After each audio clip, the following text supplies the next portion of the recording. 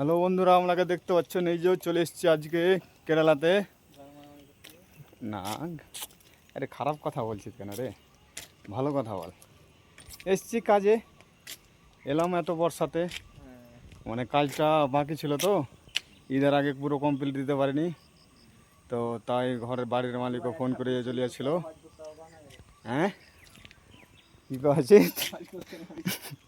আর এই যে সব একবারে লেগে যাবে কাল থেকে একবারে।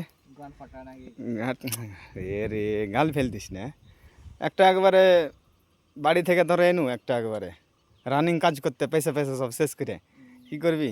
হ্যাঁ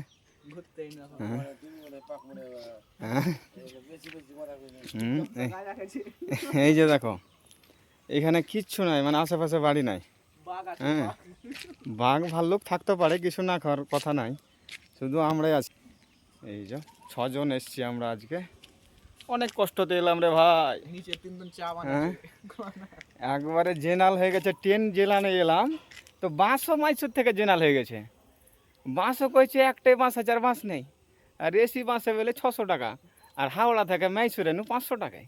তো কী করবো, ওই জেনালে তো এই নো, তো জেনালে বাঁশও চা দিয়ে বাঁশও চেপে গেলাম, কী করবো দেখি। পরবর্তী দেখতে থাকবে আমাদের ভিডিও, ভালো থাকো, টাটা।